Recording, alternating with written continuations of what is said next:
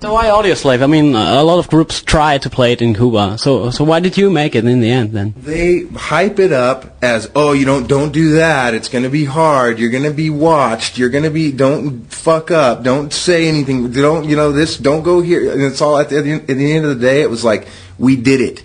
Mm-hmm. Most people hear that stuff and just go, oh, we're not going to do it. Sounds too hard. But we went and did it, and we just said, fuck it, we're going to do it, and we followed through, and we did it, and at the end of the day, it wasn't that hard, and it wasn't what you would think, and in my mind, what I thought Cuba was and what Cuba is are two completely different things. And I am so excited that we stuck to our guns, and we're there, and we went there, and we won, and we played there, and we'll go back. You played at a place called Anti-Imperialista Plaza. That's kind of an ironic spot for the first U.S. band to play, don't you think? I can tell you about the little billboard that was on the back. How did that work? It was a dove carrying a swastika. A giant swastika. You could fill this room with. Okay, that some people put with this huge swastika on it, and then there was like pictures of Abu Ghraib or something, or what else was on that? What did that imply? It was like it looked like, to me, two Iraqi prisoners that were chained to the fronts of cells with bags over their heads. Yeah, and they were on the side of it, and it was like against America and against all that. I mean, to me, what I got from it was those were shots of us mistreating the U.S. mistreating Iraqi soldiers, and basically going, come the fuck on. But it's facing what is the U.S. consulate. Yeah. So the U.S. consulate looks out the window and sees that. It's pretty amazing. They took that down for our show. Yeah. But I heard of just only one American flag turned upside down in the audience or something. Yeah. But that's like one of the things they say. Oh, don't bring the flags. Don't fly the flag upside down. Don't wear flags on your shirt. And if we could have done any of that, you know what I'm saying? They hype it up, and we could have done anything. Yeah, I have like kind of an army-style jacket. They told me not to wear it. Yeah. The guy that told me not to wear it had one. He shows up with you waved the Cuban flag in the end. Yeah, of course. I waved a few flags. There was the Cuban flag and the Argentinian flag, and because there's a lot of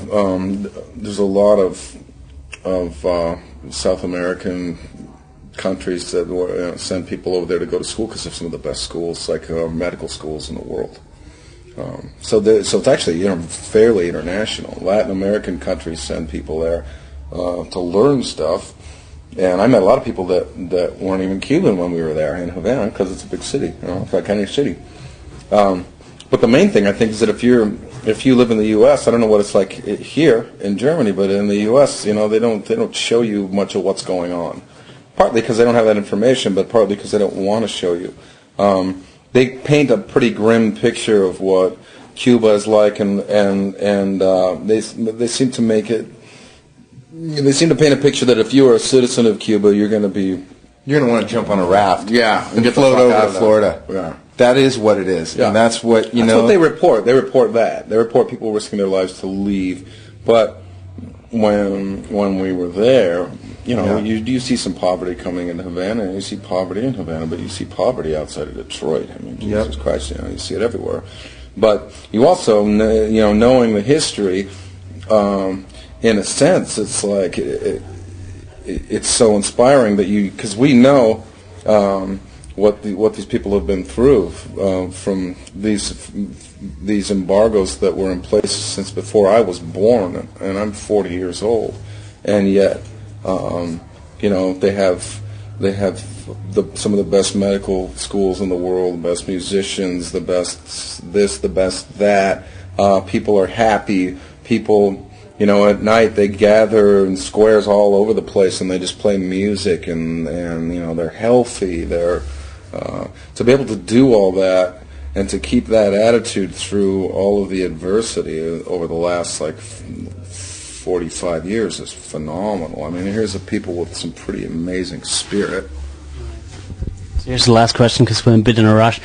So there's this line in your booklet saying all sounds by guitar, bass, drums, vocals. Why do you put such an emphasis on that?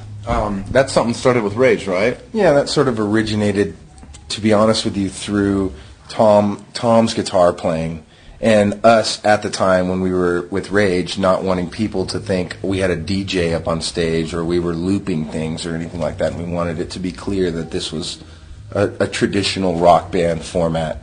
Right. And it just sort of stuck. It's something that I'm proud that it's stuck around, because we don't use loops, and we don't even play to clicks, you know. But we are using technology to make our music, but it's all organic, you know. I hear the Fender bass guitars, and I hear the Fender guitars and the Gibson guitars, and I hear Chris's voice in it, and I hear Brad's drums in an organic way, and it feels great, and I'm glad that we do it that way. Yeah, I don't. Well, this question's come before, and I remember the first time that I saw Tom and Brad and Tim play was with Rage in '96, and I hadn't read that on one of their records yet, and I didn't know. I thought that they did have like a DJ, and that some of that stuff was like scratching or keyboard or something like that.